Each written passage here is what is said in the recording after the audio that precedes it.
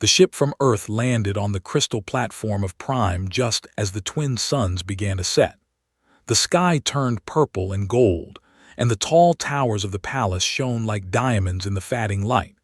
Hundreds of nobles stood waiting, their silver skin glowing softly, their eyes filled with curiosity and judgment. Queen Vila stood at the center, dressed in armor made of white metal and blue gems. She was tall, nearly 7 feet, with sharp features and eyes that looked like liquid silver. Her people called her the Star of, the unbroken ruler who had led them through 100 battles. Today, she waited for something she did not want. A husband, a human husband. The peace treaty with the Human Federation had demanded it. After 3 years of border wars that cost both sides dearly, the diplomats had found a solution. A marriage, a symbol of unity. Vila had agreed only because her advisors told her it was necessary. The alternative was more death, more burning planets, more orphaned children. But she hated it. The ship's door opened, and a man walked out. He was not what anyone expected. Ho was average height for a human, which meant he barely reached Vila's shoulder. He had black hair cut short and a calm face that showed no emotion. He wore simple gray clothes, not the fancy robes of a diplomat or the uniform of a soldier. He carried one small bag. That was all. The crowd whispered immediately. "This is the human they sent. He looks like a servant. Is this a joke?" Ho walked forward slowly, his eyes taking in everything around him. The guards, the nobles, the queen herself. He stopped a few steps away from Vila and bowed his head respectfully. "Queen Vila," he said. His voice was soft but clear. "Thank you for accepting me into your home. I hope I can be useful to your empire." Vila stared at him for a long moment. She had expected many things. A tall warrior, perhaps. A clever politician with sharp words. Maybe even a scientist with valuable knowledge. Instead, Earth had sent her this quiet, small man who looked like he would break if someone pushed him too hard. "Welcome to Prime," she said coldly. "Servants will show you to your quarters." She turned and walked away without another word. The nobles followed her, many of them laughing quietly. Ho stood alone on the platform, watching them go. His expression did not change. A young servant girl approached him nervously. "Please follow me, sir." Ho smiled at her gently. "Thank you. What is your name?" The girl seemed surprised that he asked. "I am called Lyra, sir." "That is a beautiful name, Lyra. Please lead the way."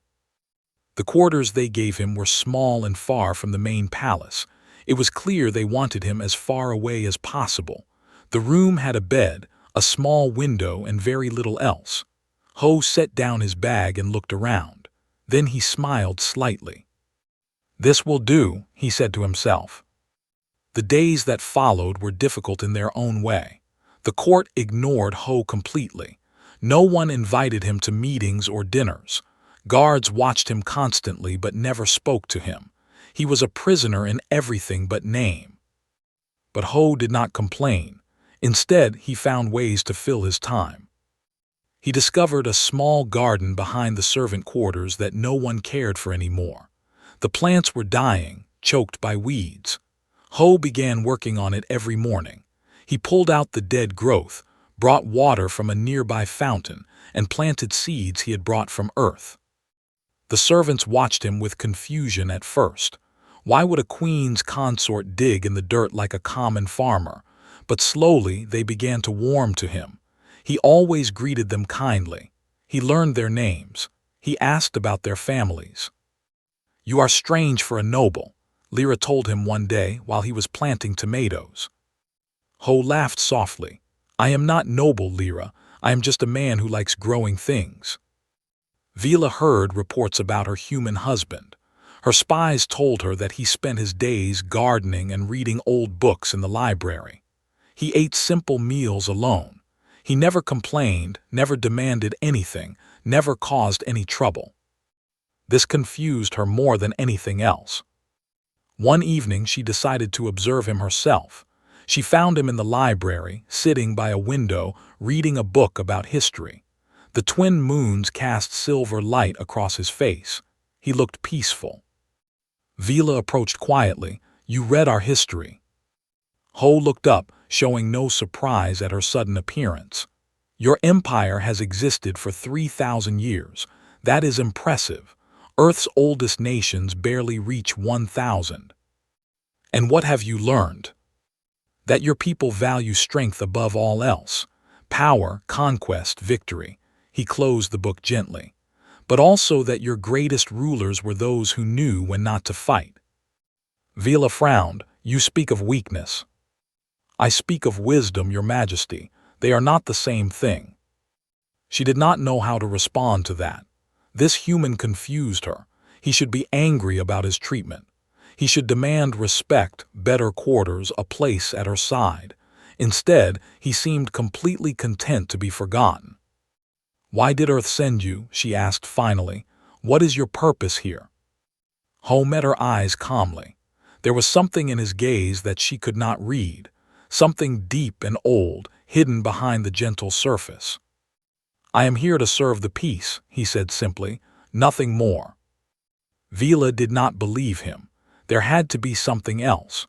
Earth was not foolish enough to send a simple gardener as a political symbol, but she could find no evidence of anything suspicious. She left him alone in the library, more confused than before. What she did not know, what no one on Prime knew, was the truth about Ho. Before he became a gardener who read old books, he had been something else entirely. The humans had called him the Shepherd, though the name was now erased from every record. He had ended 3 interstellar wars by himself. Entire enemy fleets had surrendered at the mention of his name. He had killed more enemies than any soldier in human history.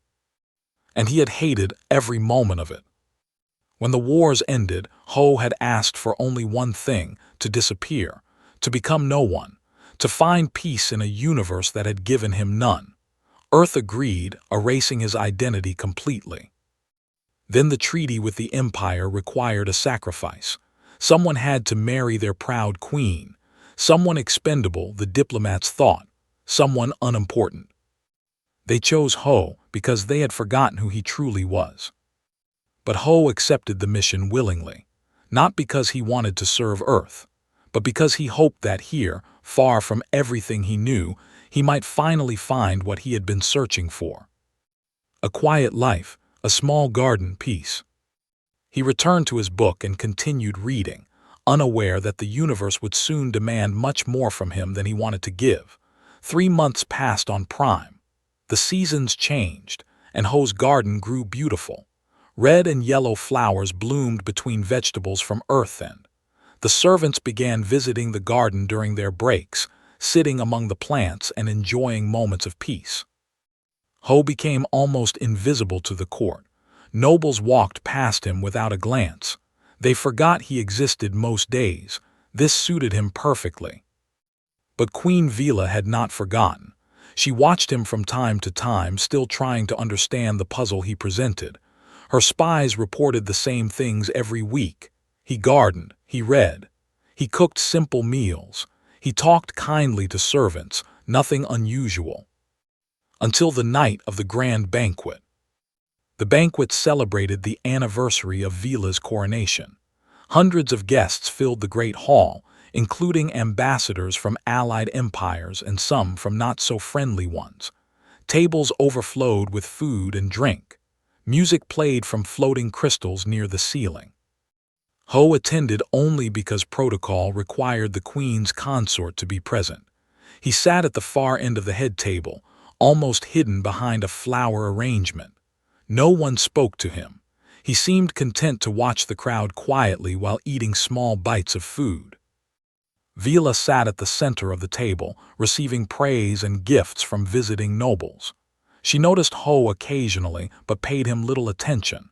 He was behaving exactly as expected. Then something changed. Ambassador from the syndicate approached the queen's table. He was a large alien with green scales and small yellow eyes. His people were known for their cunning and their poisons. The syndicate had lost territory in the last war, and many believed they wanted revenge.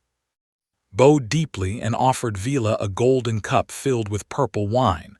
"A gift for the great queen," he said smoothly, "from the finest vineyards of my world."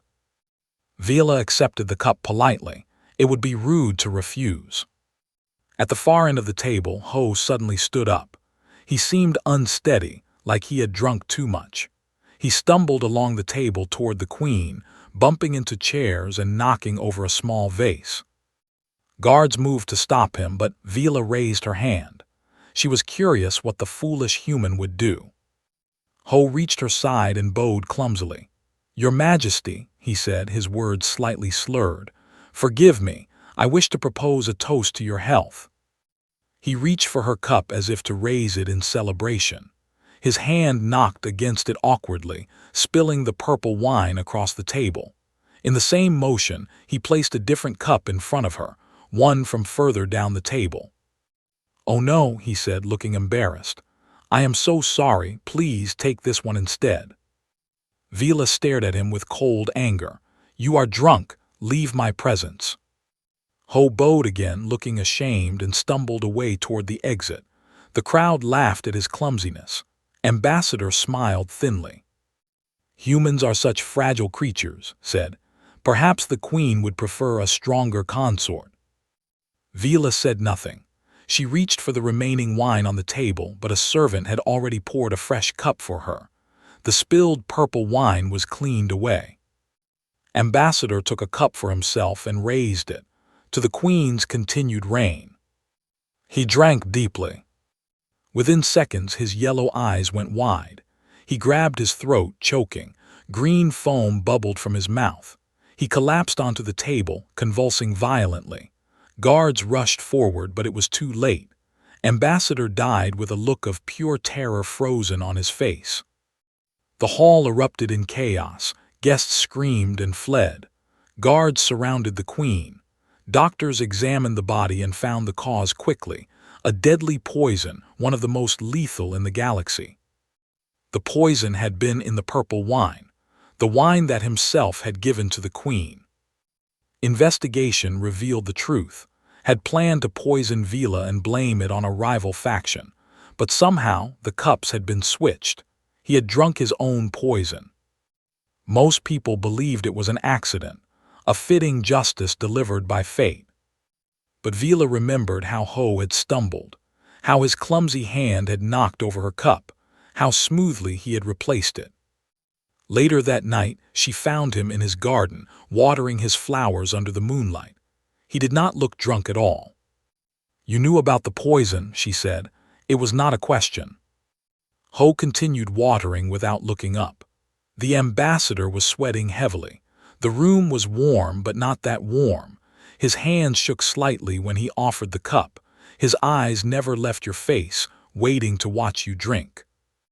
Vila stepped closer. "You saved my life." "I spilled some wine by accident. These things happen." She grabbed his arm and turned him to face her. His eyes were calm, completely at peace. There was no fear in them, no nervousness, just quiet acceptance. "Who are you?" she demanded. Ho smiled gently. "I am your unwanted husband, your Majesty, nothing more." He pulled away softly and returned to his plants. Vila stood watching him for a long time. She knew now that she had been wrong about him. This man was not what he appeared to be, but what was he really? She decided to find out. Over the following weeks, Vila began paying closer attention to her human consort. She noticed small things that she had missed before. The way he walked without making sound. How his eyes tracked every person in a room, noting exits and weapons. How his hands never trembled, no matter the situation. She also noticed that problems around the palace began solving themselves mysteriously. A spy from the Dominion was found unconscious outside the walls with no memory of how he got there.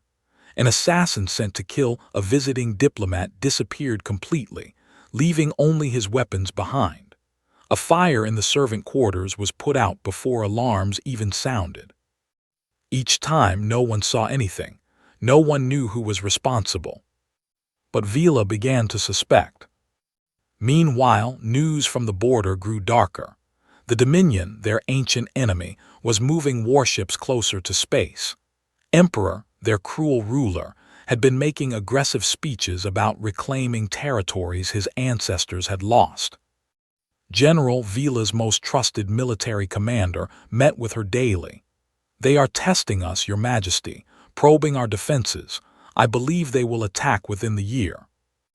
Vila studied the reports carefully. Her empire was still recovering from the war with humans. Resources were limited. If they attacked in full force, the outcome would be uncertain. She thought about her strange human husband, about his hidden abilities. Could he be useful somehow? That night she visited his garden again. He was sitting among the flowers, looking up at the stars. "Do you miss Earth?" she asked. Ho considered the question. "I miss the smell of rain on grass, the sound of birds in the morning, small things. But not the people. The people I cared about are gone now." His voice held old sadness. "I have been alone for a long time, Your Majesty. I have learned to carry that weight." Vila sat down beside him, surprising herself. The ground was cool and soft. "I have been alone too," she said quietly. "A queen has many servants but few friends." They sat together in silence, watching the stars move slowly across the sky. It was the first peaceful moment Vila had experienced in years. She did not understand why, but being near this mysterious human made her feel calm. She still did not trust him, but she was beginning to want to. The attack came without warning on a cold morning when frost covered Ho's garden. Alarms screamed through the palace corridors. Red lights flashed from every wall. Soldiers ran toward their stations while servants hid in lower chambers. The Dominion had struck. Their target was a colony world near the border. 50,000 civilians lived there, along with a small military base. The fleet had arrived with overwhelming force, 200 warships against the colony's 30 defenders. Queen Vila rushed to the war room, her generals already gathered around the massive holographic display. Stars and ships floated in the air, showing the battle in real time. The situation looked desperate. "They came through the dead zone," General said grimly.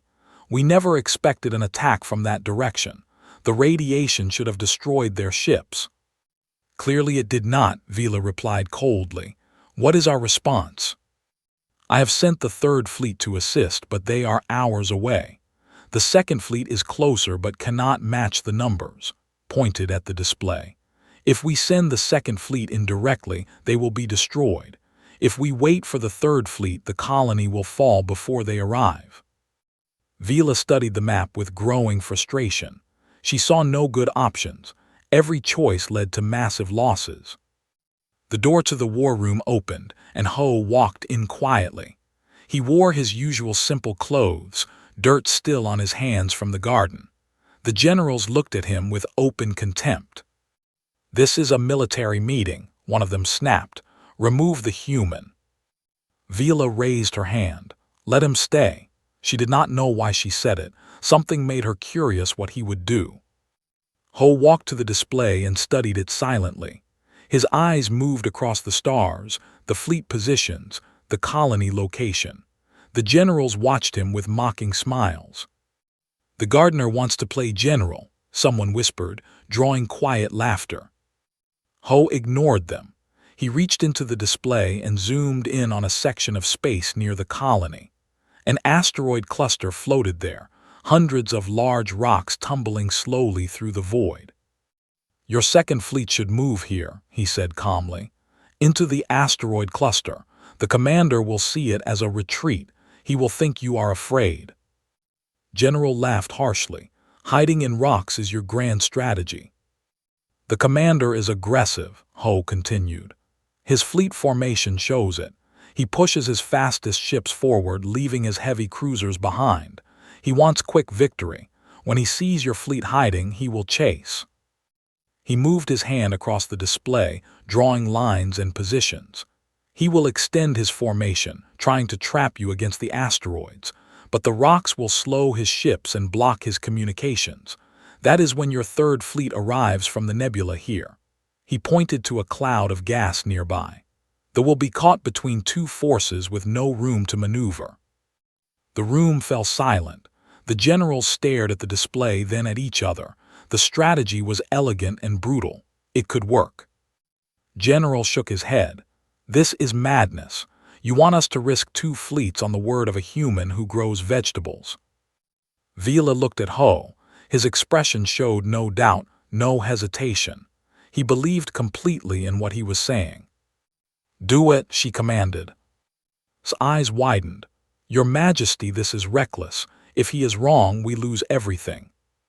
"I said do it, General. That is my order." The generals exchanged worried looks but obeyed. Messages flew to the fleets. The second fleet began moving toward the asteroid cluster. The third fleet adjusted course toward the nebula.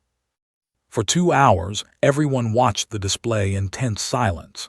The fleet finished destroying the colony's defenses and turned toward the retreating ships.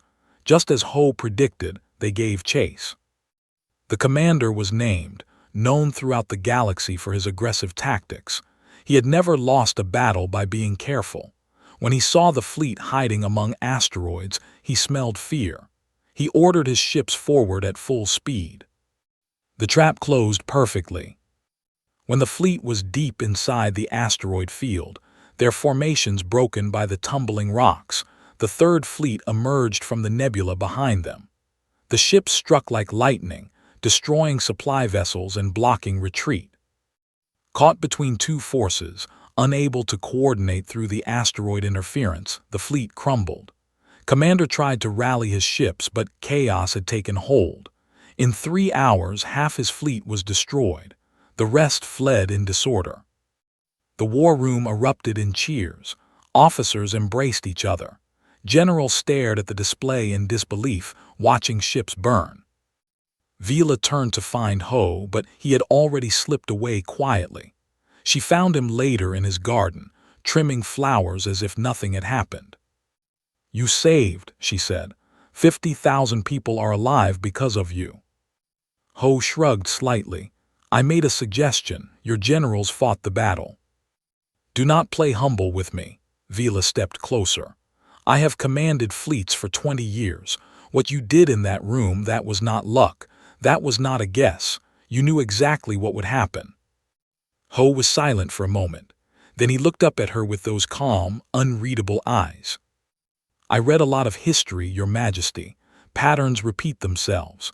Aggressive commanders always overextend. History does not teach someone to read a battle in real time. History does not show fleet positions and asteroid trajectories." Vila grabbed his arm. "Tell me the truth. Who are you?" For just a second, something flickered in Ho's eyes. Something old and tired and sad.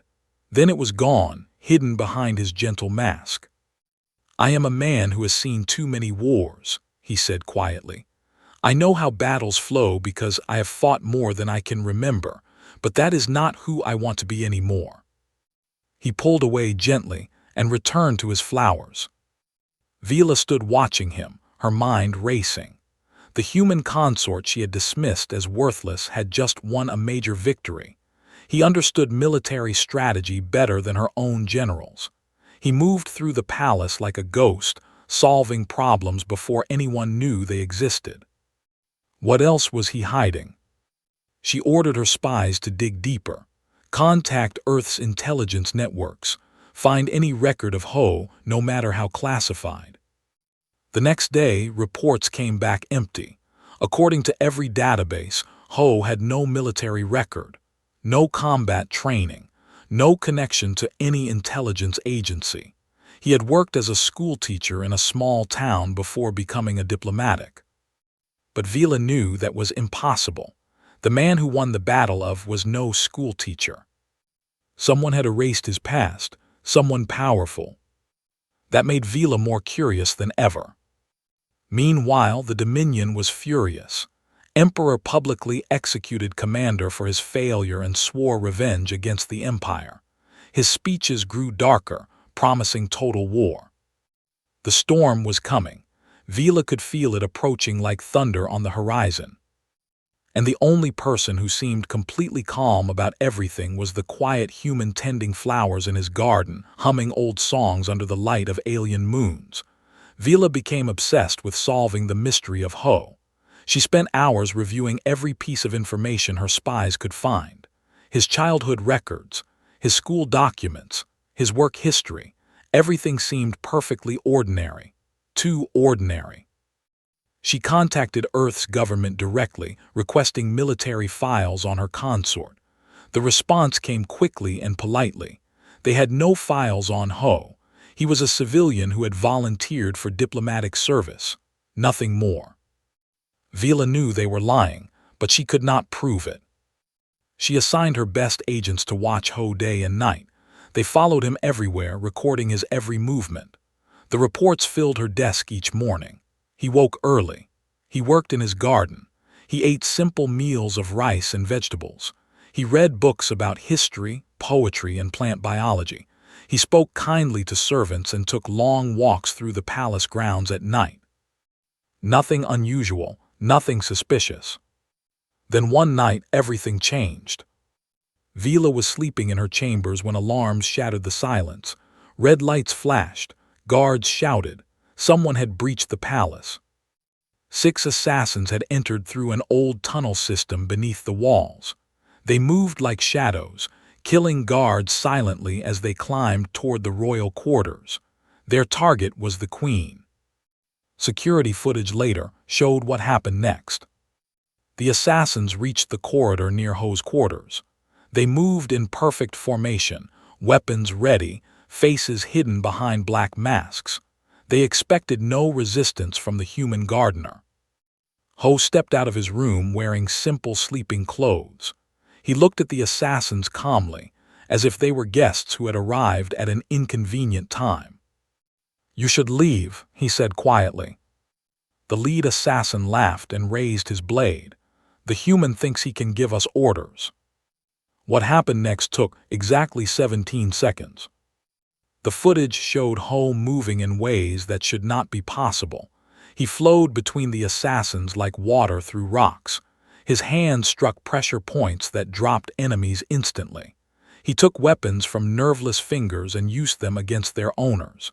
He did not waste a single motion. When it was over, 6 trained killers lay unconscious on the floor. Ho stood among them, breathing calmly, not a scratch on his body. He looked around to make sure no one was watching. Then he dragged the bodies to a storage room, returned to his quarters, and went back to bed. The palace guards found the assassins 3 hours later, tied up neatly with their own belts. No one understood what had happened. Vila reviewed the footage in her private study, watching it over and over. She slowed it down, zoomed in, analyzed every frame. What she saw made her hands tremble. This was not fighting. This was art. Every movement was perfect, calculated to cause maximum damage with minimum effort. She had seen the best warriors of her empire train for decades and never achieve such skill. She went to find him immediately. Ho was in his garden, as always, pulling weeds between rows of vegetables. He looked up when she approached and smiled gently. "Good morning, Your Majesty. The tomatoes are almost ready." Vila threw a tablet at his feet. The footage played, showing him destroying the assassins. "Explain this," she demanded. Ho looked at the screen without expression. He was silent for a long moment. "They were loud," he said finally. "I could not sleep."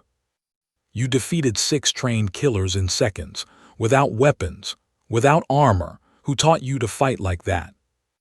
"I learned many things when I was young." He returned to his weeds. "I hope to forget them." Vila's patience broke.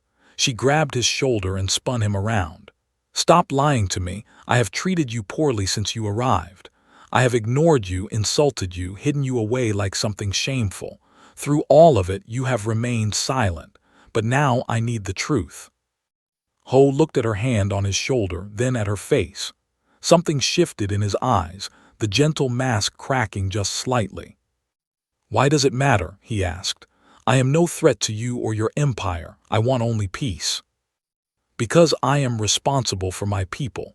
Because war is coming and I need to know who stands beside me." She released him and stepped back. "Because I am starting to care about you, and I do not understand why." The last words surprised her. She had not meant to say them. Ho's expression softened.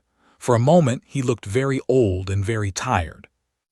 "I came here hoping to be no one," he said quietly. "I have been someone before, Your Majesty. Someone that governments feared and enemies had nightmares about. I did terrible things because I was asked to, because I was good at them, because I thought I was protecting people." He sat down on a stone bench, looking at his dirt-covered hands. "When the wars ended, I asked to disappear, to become invisible. I wanted to grow things instead of destroying them. I wanted to read books instead of battle reports. I wanted to feel the sun on my face without calculating sniper angles." Vila sat beside him slowly. "What did they call you?" Ho was quiet for a long time. Then he spoke a name she did not recognize. "The Shepherd, that was my code name, because I guided soldiers through battles like sheep through fields, because I always brought them home." He laughed bitterly. "But I left so many enemies dead behind me that some called me the Reaper instead." Vila processed this information carefully.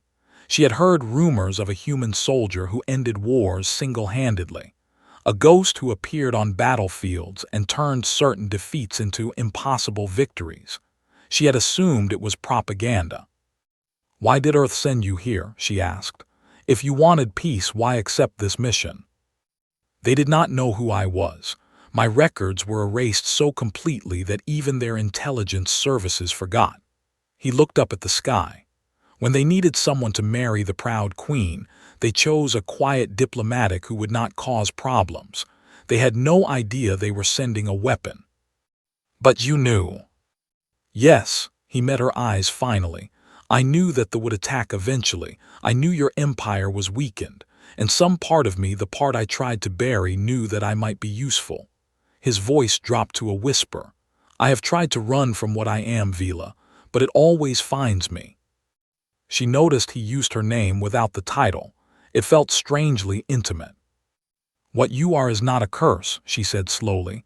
"It is a gift. It is a tool for killing." He shook his head. "I have taken more lives than I can count. I remember every face, every scream, every moment of fear in their eyes. That is what I am." Vila reached out and touched his face gently. He flinched but did not pull away. "I have killed as well," she said. "Every ruler must, but we do not kill because we enjoy it. We kill to protect what we love." She turned his face toward her. "What do you love, Ho?" He looked at her for a long moment. Something moved behind his eyes, something warm and human and vulnerable. "This garden," he said, "the smell of growing things, the way the servants laugh when they think no one is listening, the color of your sky at sunset." He paused. "You perhaps, though I have no right to say that." Vila leaned forward and kissed him softly. He was still for a moment, then responded gently. When they separated, both were breathing quickly. "Perhaps you have more right than you think," she whispered. They sat together in the garden as the suns rose higher, the first honest moment between them since he arrived. Whatever came next, whatever wars approached, something had changed between them. For better or worse, they were no longer alone. The invasion came 3 months later, and it was worse than anyone expected. Emperor had spent a year building his forces in secret. He gathered ships from every corner of the Dominion, forming an armada that filled entire sectors of space. When he finally moved, it was with the full might of his empire. 800 warships, 50 million soldiers, a force that could darken suns. The empire had never faced anything like it. Border stations fell within hours. Colony worlds surrendered or burned. The fleets fought bravely but were overwhelmed by sheer numbers. General led a desperate defense at the Horizon Gate, the last major obstacle before Prime itself. His fleet held for 3 days before being destroyed. Died on the bridge of his flagship, still giving orders as it burned around him. His last transmission was a warning to the Queen. They are coming. Save who you can. Refugees flooded Prime. Ships arrived constantly, packed with terrified civilians who had lost everything. The streets filled with the homeless and wounded. Hospitals overflowed. Food ran short. Vila worked without sleep, organizing defenses, managing resources, trying to hold her crumbling empire together. Dark circles formed under her eyes. Her silver skin grew dull. She aged years in weeks. Ho stayed by her side through all of it. He helped coordinate refugee camps. He found hidden food stores that had been forgotten. He treated wounded soldiers with medical skills no gardener should possess. But he did not offer military advice. He did not talk about battles. Vila knew he was holding back. She saw it in his eyes every time reports came of another defeat, another massacre. The warrior inside him was screaming to act, but he had promised himself peace. Emperor's fleet arrived at Prime 6 weeks after the invasion began. They surrounded the planet like a wall of death, 500 ships blocking any escape. The remaining defenders numbered less than 40 vessels. It was hopeless. Sent a transmission to the palace. His image appeared on every screen, a massive creature with red scales and black eyes, tusks jutting from his lower jaw. He wore armor decorated with the skulls of conquered rulers. "Queen Vila," he said, his voice booming with triumph, "your empire is finished, your fleet is dust, your people kneel before power," he smiled cruelly. "But I am merciful, I offer you a choice." His demands were simple and humiliating. Vila would surrender completely. She would become consort, a symbol of defeat. And she would publicly execute her human husband to prove that alien alliances meant nothing. "Kill the Earthling yourself," commanded. "Let the galaxy see the proud queen destroy the pathetic creature her enemies forced upon her. Do this, and I will spare your people. Refuse, and I will burn Prime until the stones themselves cry out." The transmission ended. Silence filled the war room. Vila's advisors spoke quickly, falling over each other with desperate arguments. Some urged acceptance. What was one human life against billions of? Others demanded fighting to the death. Better extinction than slavery. Through it all, Ho stood quietly in the corner, his face calm as always. Vila raised her hand, and the room fell silent. "Leave us," she commanded, "all of you." The advisors filed out reluctantly. The guards followed. Soon only Vila and Ho remained. She walked to him slowly, her heart heavier than it had ever been. He watched her approach without fear, without accusation, just that gentle patience she had grown to love. "You heard his demands," she said. "Yes." "The logical choice is clear. One life for billions." She stopped in front of him. "My advisors would tell me I have no choice." "Your advisors are not wrong about the mathematics." Tears formed in Vila's eyes. "I will not do it. I refuse to kill you." "Then your people die." "Then let them die with honor." Her voice cracked. "I will not purchase survival with the blood of the man I love." Ho reached up and wiped the tears from her silver cheek. "You finally said it." "Said what?" "That you love me." Despite everything, Vila almost laughed. The universe was ending, and he was focused on those words. "I love you," she said. "I have loved you since you sat with me in the garden and told me you were alone. I have loved your gentleness, your kindness, your stubborn refusal to be what others expect." She gripped his hands tightly. "I will not lose you." Ho was quiet for a moment. Then something shifted in his expression. The gentle mask fell away, and she saw something else beneath it, something cold and hard and ancient. "Then don't," he said. He stepped back from her, standing. The change was subtle but terrifying. He no longer looked like a gardener. He looked like what he truly was. "You said once that I have a gift," he continued. "Perhaps you were right. I have hidden from it for years, pretending I could be someone else, but some debts cannot be escaped." "What are you saying?" Give me one ship, one chance, let me do what I was made to do. Vila shook her head. There are 500 enemy ships out there. Even you cannot fight an armada alone. Ho smiled, and it was not a gentle smile. It was the smile of a wolf seeing prey. You do not know what I am capable of, my queen. No one does, not even Earth. He took her hands again. I have spent my life running from shadows, trying to forget the monster inside me, but now I understand something important. What? Monsters have their uses, and I would become one again gladly to protect what I love. Vila saw the truth in his eyes. This was not arrogance or madness. This was certainty. Whatever darkness he carried, whatever terrible abilities he had buried, he was ready to unleash them. For her and for her people. If you fail, you will die, she whispered. If I do nothing, everyone dies. At least this way there is a chance. He kissed her forehead softly. Trust me, Vila, one last time. She wanted to argue. She wanted to lock him away somewhere safe and face the end together.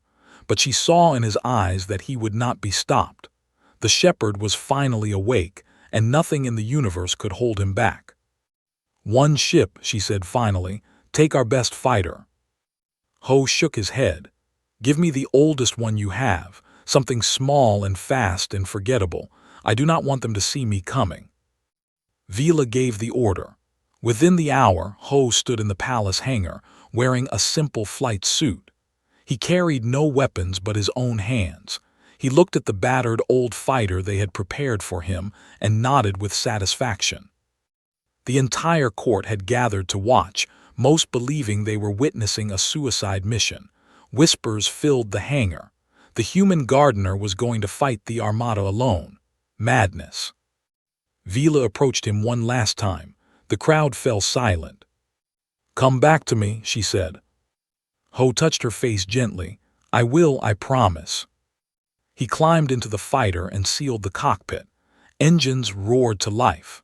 The hangar doors opened, revealing the star-filled darkness beyond and the endless rows of enemy ships waiting. The small fighter launched into space, a single spark of light against an ocean of death. And the greatest battle in galactic history was about to begin. The sensors barely registered the small fighter leaving Prime, a single vessel, old and slow, heading directly toward the armada. Officers on various ships noticed it and laughed. Perhaps they were sending a surrender messenger. Perhaps it was a desperate fool trying to escape. No one expected what happened next. Ho closed his eyes as he flew toward the enemy fleet. He breathed slowly and deeply, letting go of the peaceful man he had pretended to be. Deep inside him, something stirred, something old and terrible and brilliant. The part of himself he had buried for years finally broke free. When he opened his eyes, they were different. Cold and calculating, seeing the universe not as a gardener sees it, but as a predator sees a hunting ground. He studied the enemy formation with perfect clarity. 500 ships arranged in standard defensive patterns, heavy cruisers at the center, fast destroyers on the flanks, fighter carriers scattered throughout. The flagship, an enormous dreadnought called the Crimson Throne, sat at the very heart like a spider in its web. To anyone else, it looked like an impenetrable wall of death. To Ho, it looked like a puzzle waiting to be solved. His hands moved across the controls with supernatural speed. The old fighter suddenly came alive, moving in ways its designers never intended.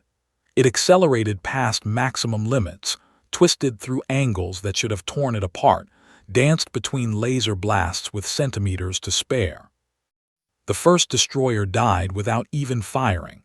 Ho flew directly into its shield gap, a tiny weakness that existed for exactly half a second during power cycles. His fighter's guns tore through the unprotected hull. The destroyer exploded in a ball of blue flame. The fleet reacted with confusion. What was happening? How had one small fighter destroyed a warship? Ho was already moving to his next target. He did not fly like a pilot. He flew like something else entirely. Every movement was perfectly calculated, exploiting weaknesses that no computer could find. He anticipated enemy fire before it came, positioning his ship exactly where the weapons could not reach. 3 more destroyers fell in the first 10 minutes, then a cruiser, then 2 carriers that collided with each other trying to avoid his impossible attacks. Emperor watched from the Crimson Throne with growing rage and disbelief. What is this? One ship cannot do this. Impossible. His commanders had no answers. They threw more ships at the tiny fighter. Fighters and bombers launched by the hundreds, filling space with weapons fire. It made no difference. Ho flew through the storm like a ghost, untouchable and unstoppable. The battle lasted 90 minutes. It felt like years. By the time it ended, 47 capital ships had been destroyed or disabled. Hundreds of fighters were gone. The Armada's formation had collapsed into chaos as ships crashed into each other trying to hit a target they could not touch. On Prime, the entire population watched broadcasts of the battle in stunned silence. No one could believe what they were seeing. A single human in a battered old fighter was dismantling the most powerful fleet in the quadrant. Vila stood in the war room, her hands gripping the display table so hard her knuckles turned white.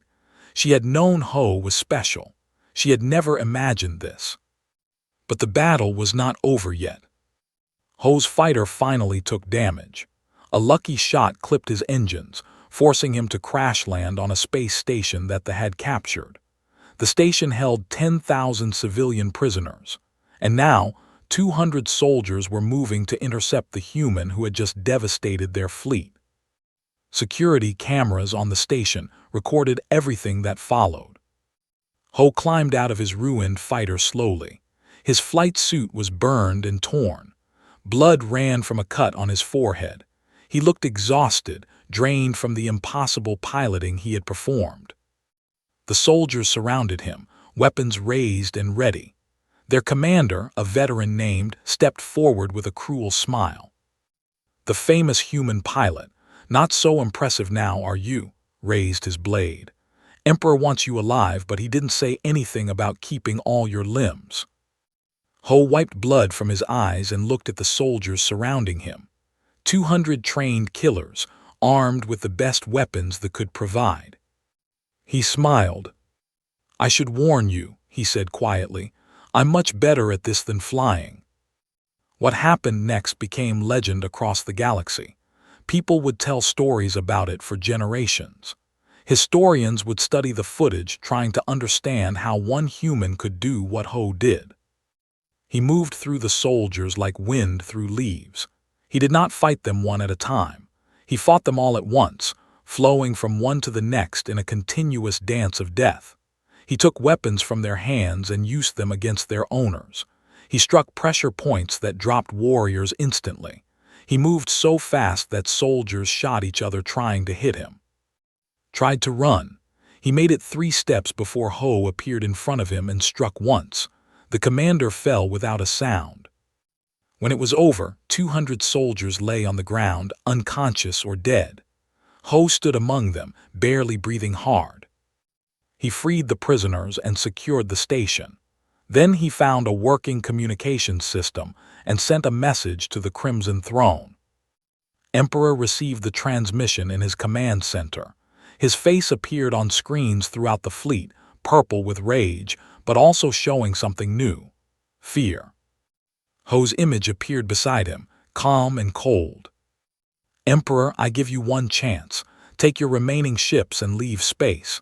Never return. His voice was soft but carried weight that made hardened warriors tremble. If you refuse, I will come for you personally, and what I did to your fleet today will seem gentle compared to what I will do to you. His pride demanded he refuse. His rage demanded vengeance. But his instincts, honed by decades of conquest, screamed a different message. They screamed that he was looking at something beyond his understanding, something that should not exist. You are one man, growled. You cannot fight an empire. I already did, Ho replied. I destroyed 1/3 of your fleet in 90 minutes. I walked through 200 of your best soldiers without taking a scratch. Imagine what I could do with a full day. The transmission showed Ho walking toward a shuttle bay. He was coming. He was actually coming to the flagship. Made his decision. All ships retreat, he commanded, his voice shaking with humiliated fury. Fall back to space immediately. His officers stared in disbelief. My emperor, we still outnumber them. I said retreat, slammed his fist against his throne. Now. The armada turned and fled. Hundreds of ships activated their jump drives and vanished into the darkness between stars. The greatest invasion fleet ever assembled ran from one man. On Prime, silence held for a long moment. Then cheering erupted across the entire planet. People poured into the streets, crying and laughing and embracing strangers. They had been saved. Against all odds, against all logic, they had been saved. Vila stood alone in the war room, tears streaming down her silver face. She watched the enemy ships disappear and felt emotions she could not name. Fear, awe, love, pride.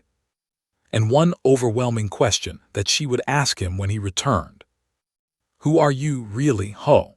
The shuttle carrying Ho landed on Prime as dawn broke over the crystal towers. The twin suns painted the sky in shades of gold and rose. It should have been beautiful, but Ho barely noticed. He was tired in ways that had nothing to do with his body. The entire court waited on the landing platform. Nobles who had mocked him for months now knelt as he passed. Guards who had watched him with contempt bowed their heads in reverence. Servants who had been his only friends wept with joy. Ho walked through them all without stopping. He still wore his torn flight suit. Blood had dried on his face and hands. His expression was empty, the cold warrior's mask not yet faded. He found Vila waiting in the throne room, alone as he had requested. She stood by the great window that overlooked the city, watching her people celebrate in the streets below. She turned when she heard his footsteps. For a long moment, they simply looked at each other. It is done, he said quietly. I know, she walked toward him slowly. I watched everything, the battle, the station, your message too. She stopped a few feet away. I watched you become something terrifying. Ho closed his eyes. I told you what I was. I am sorry you had to see it. Do not apologize. She reached up and touched his blood-stained face. You saved my empire. You saved my people. You saved me. I killed many to do it. They came to kill us. They would have shown no mercy. Her hand moved through his hair gently. You did what was necessary. That is not something to be ashamed of. Ho opened his eyes. The coldness was fading, replaced by something softer, something human. I have spent years hiding what I am, he said, trying to bury it, trying to become someone else, but you were right. Some gifts cannot be refused, some debts must be paid. What debt brought you here? He was quiet for a moment, gathering old memories. When the wars ended, the human government erased my records completely. They gave me a new identity, a quiet life, everything I asked for. In return, they asked only one thing. If they ever truly needed me again, I would answer. The marriage treaty. Yes, when they told me about the queen who needed a consort, I thought it was a joke, a final mission to babysit some alien royal and stay out of trouble. He smiled slightly. Then I met you, proud, fierce, beautiful, and so alone. I saw myself in you, Vila, a warrior trapped by duty, a ruler who had forgotten how to be a person. Vila's silver eyes shimmered with emotion. And now? Now I understand why I was really sent here, not as a diplomat or a symbol, as a protector. He took her hands in his. The universe knew what was coming. It knew the would attack. It knew your empire would fall without help, so it sent me. The universe, or Earth's intelligence services. Ho laughed softly and some of the heaviness lifted from his shoulders. Perhaps both. I stopped trying to understand such things long ago. Fate, chance, planning. In the end, all that matters is the result. Vila pulled him closer. And what result do you want now? The war is over, is defeated. You could return to Earth a hero, live whatever life you choose. I choose this. He gestured at the room around them at the window showing the celebrating city. I choose you, if you will have me. Have you? She almost laughed. You just saved my entire civilization. I would give you anything you asked for, a fleet, a kingdom, my own throne. Ho shook his head. I do not want power, I never did. I want what I had before, a small garden, quiet mornings, someone to share them with. He looked into her eyes. I want to be your husband, not as a political arrangement, as a choice. Vila considered his words carefully. The man before her had revealed himself to be the deadliest warrior in the galaxy. He could have demanded anything. Instead, he asked for flowers and peace. She finally understood him. All the hiding, all the gentleness, all the quiet patience. He was not pretending to be harmless because he was afraid. He was choosing to be kind because he knew exactly how terrible he could be. The gardener was not a mask. It was who he truly wanted to become. Then let us begin again, she said, properly this time. She took his hand and led him to the throne. The great seat had been empty since her coronation, too large for one person. She sat and gestured to the space beside her. Sit with me. Ho hesitated. That is the ruler's throne. And you are my husband, the one I chose, she smiled. The court will need time to accept it, so will the empire. A human king is unprecedented, but after what you did yesterday, no one will dare object. He sat beside her slowly, the weight of the position settling onto his shoulders. It felt strange, uncomfortable, but also right. The doors to the throne room opened, and nobles began filing in for the morning audience. They stopped when they saw the human sitting beside their queen. Murmurs spread through the crowd. Vila raised her hand for silence. People of the Empire, she announced, her voice ringing through the great hall. Yesterday we faced extinction. Today we stand victorious. We owe our survival to one man, my husband, Ho of Earth. She looked at him with pride and love. From this day forward he will rule beside me as my equal. He is no longer a consort. He is your king. Stunned silence followed. Then one by one the nobles knelt, not because they were commanded, not because they feared punishment, but because they had watched the broadcasts. They had seen the impossible battle. They understood now what their queen had known for months. This quiet human was extraordinary. Ho watched them kneel and felt something shift inside him. For years, he had been feared for his ability to destroy. Now he was respected for his willingness to protect. It was a different kind of legacy, a better one. Vila took his hand and squeezed it gently. Welcome home, she whispered. Later that evening, they walked together through Ho's garden. The tomatoes had ripened while he was fighting the armada. Red fruits hung heavy on their vines, ready for harvest. Ho picked one and offered it to his queen, his wife. She bit into it and laughed at the juice running down her chin. It is delicious, she said. Earth vegetables. He picked another for himself. They grow well in soil. They sat on the stone bench where they had shared their first honest conversation. The twin moons rose over the crystal towers, casting silver light across the flowers. What happens now? Vila asked. They will want revenge eventually. Other empires will wonder about the human who defeated 500 ships. The galaxy will not leave us in peace. Ho nodded slowly. Then we prepare, we strengthen, we build alliances and train soldiers, and if enemies come again, I will be ready. We will be ready, she corrected, together. He smiled, and it was the gentle smile she had fallen in love with. The warrior was still inside him, always ready when needed. But the gardener was still there too. Both were real, both were him. Together, he agreed. The future held uncertainty. Wars would come and go. The galaxy would always have threats and challenges. But for now, in this moment, there was peace. There was love. There was a small garden where impossible things grew. The human who should have been nobody had become a king. and the alien queen who could not comprehend him, had learned the most important lesson of all. True strength was not about power. It was about choice, choosing gentleness when you could choose violence, choosing love when you could choose fear, choosing to grow things instead of destroying them. Ho had made those choices every day of his hidden life, and in doing so, he had become something rarer than the deadliest warrior. He had become a good man. That was his true power, and Vila finally understood.